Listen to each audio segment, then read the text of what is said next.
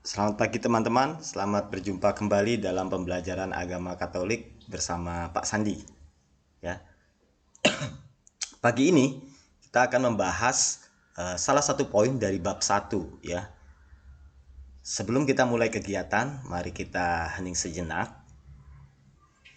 Kita siapkan hati dan pikiran kita serta sikap untuk berdoa.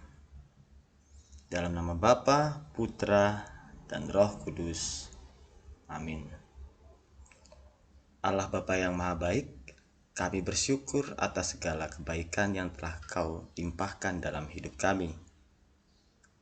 Terima kasih atas pagi yang indah yang membuat kami bersemangat mengikuti pembelajaran dari waktu ke waktu. Sekarang kami hendak memahami maksud dari karya keselamatan yang Kau berikan kepada kami.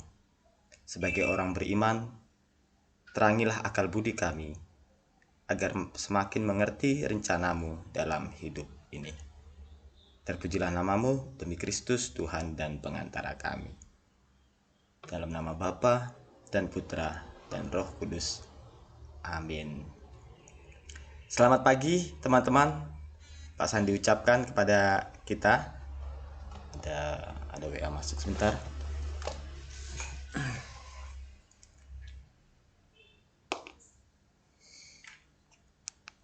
Pagi ini kita akan melihat bagaimana karya keselamatan itu ditanggapi oleh orang beriman ya. Kita tahu bahwa yang memberikan hidup dan nafas segala sesuatu kepada semua orang adalah Allah. Ya, itu tertulis dalam Kisah Para Rasul bab 17 ayat 25. Ya. Nah, kemudian meskipun Allah tersembunyi, ya, Dia mau menyatakan dirinya kepada manusia. Teman-teman, ini ya, menyatakan diri. Bahkan Dia rela turun mengosongkan tahtanya menjadi manusia sama seperti kita. Ini puncak keselamatan ya teman-teman. Kita sudah belajar puncak keselamatan yang ada pada Yesus Kristus. Siapa Yesus? Allah itu sendiri, teman-teman. Nah, atas segala bentuk ya karya keselamatan yang berpuncak tentunya pada sengsara, wafat dan bangkit, kita sebagai orang biasa ya, orang biasa yang kemudian beriman lalu menanggapi, ingin mendalami itu semua. Nah, oleh karenanya kita dibantu beberapa poin yang akan menjadi panduan kita sebagai orang beriman dalam menanggapi karya keselamatan Allah ya. Ini dia. Allah adalah sumber keselamatan yang sejati, beragama sebagai tanggapan atas karya keselamatan Allah, beriman sebagai tanggapan atas karya keselamatan Allah, dan seterusnya itu. Kita langsung saja ke poin yang pertama, Allah sebagai sumber keselamatan yang sejati ya. Nah, nanti silakan teman-teman baca ya. Silakan teman-teman baca secara sederhana, ini konsep yang mudah dipahami bagaimana dalam diri manusia ya terdapat dorongan, keinginan untuk selalu terarah pada keselamatan ya. Baik itu dari kecelakaan, baik itu dari dalam perjalanan, semua pingin selamat ya dalam hidupnya. Nah, untuk sampai pada keselamatan itu butuh petunjuk ya, butuh petunjuk.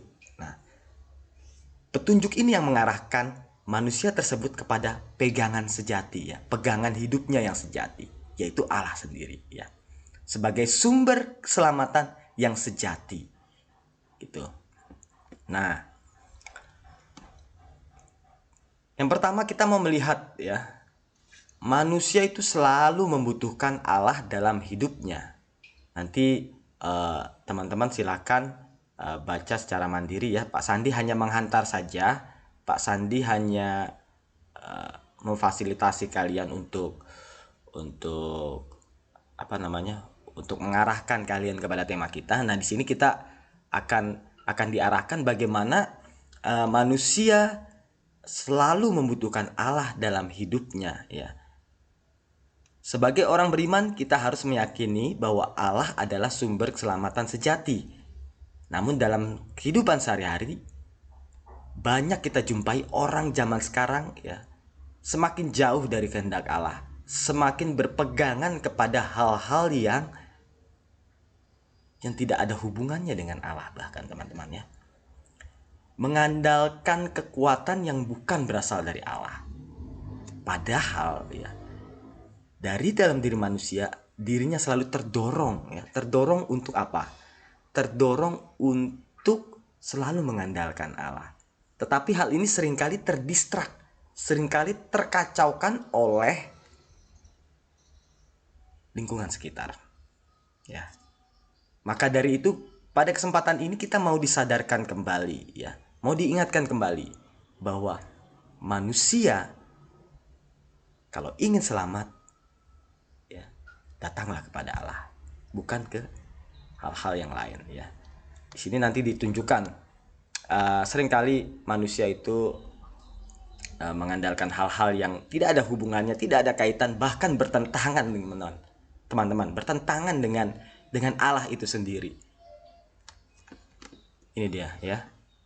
Mungkin itu juga terjadi dalam hidup kita teman-teman ya, dimana kita saat susah, saat mengalami kesulitan ya, saat frustasi sebagai seorang pelajar ya, nilaiku kok begini, nilaiku kok begitu, akhirnya aku ambil jalan pintas ya, aku plagiat, aku mencontek ya, mengcopy paste tanpa merevisi atau mengedit sesuatu yang sangat tidak diharapkan tentunya teman-teman ya. Nah, kemudian dalam kitab suci ya, dalam kitab suci nanti kita akan disuguhkan kisah Paulus di Athena, bagaimana kisah ini akan mengarahkan kita untuk fokus berpegangan kepada Allah sebagai sumber keselamatan sejati. Nah, silakan teman-teman baca secara perlahan buku ini ya, sampai dengan bagian refleksi. Tema yang sederhana, tema yang simple, dan tema yang memang berkaitan erat dengan kehidupan kita sehari-hari ya teman-teman. Karena orang zaman sekarang ini, atau orang modern lah katakan ya, begitu mudah, begitu gampangnya menyepelekan persoalan-persoalan yang dihadapi ya. Ada kesulitan ini, lari ke Google ya kan. Ada kesulitan itu, aku bisa mengatasi ya. Kesombongan, keangkuhan diri ya, untuk apa ya, untuk merasa bisa memecahkan segala persoalan, itu melekat pada manusia modern. Nah, di sini kita mau disadarkan teman-teman ya. Tentu disadarkan sebagai orang beriman bahwa kita selalu terarah kepada Allah. Kita selalu terarah kepada Allah. Kita harus selalu terarah kepada Allah. Karena Allah lah sumber keselamatan sejati. Mengapa demikian ya? Kok malah tanya begitu teman-teman ya? Mengapa demikian? Mengapa kita harus percaya kepada Allah? Kelas 8 kita udah belajar karya keselamatan ya, yang nyata dan yang nyata serta fakta yang sungguh-sungguh terjadi dalam sejarah hidup manusia. Yesus hadir, Allah hadir ya. Allah hadir. Aneka mukjizat, aneka keajaiban dilakukan yang menandakan dirinya bukan Allah, sekaligus menandakan yang menandakan bahwa dirinya adalah Allah, sekaligus menandakan bahwa Allah itu hidup bersama manusia ya, mendampingi hidup manusia. Oleh karena itu kita perlu menanggapinya dengan beriman teman-teman.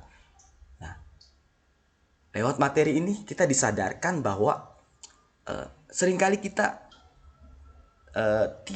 justru tidak mengandalkan itu, tidak mengandalkan karya keselamatan Allah yang kita imani, tapi kita justru lari dari itu ya teman-teman. Suatu saat kelak kalau di depan kalian menjumpai masalah, jangan lari ke tempat yang lain. Larilah kepada Allah. Berdoalah. Mintalah. Carilah. Ya. Mintalah, kamu akan mendapatkan. Carilah, kamu akan menemukan. Itu yang Yesus pernah katakan kepada kita. Nah, cukup ya hantaran dari Pak Sandi. Ini silahkan teman-teman baca secara mandiri. Kemudian kerjakan soal ABCDE. Ya, ABCDE. Kumpulkan di jam yang telah ditentukan pada Gamprok ya. Jam 1. Cukup sekian dari Pak Sandi. Mari kita akhiri pembelajaran ini ya dengan berdoa. Dalam nama Bapa, Putra, dan Roh Kudus. Amin. Allah Bapa yang Maha Kuasa, kami bersyukur karena Engkau adalah sumber satu-satunya keselamatan dalam hidup kami. Kami percaya dengan berharap padamu, segala persoalan, segala duka dalam hidup kami dapat teratasi.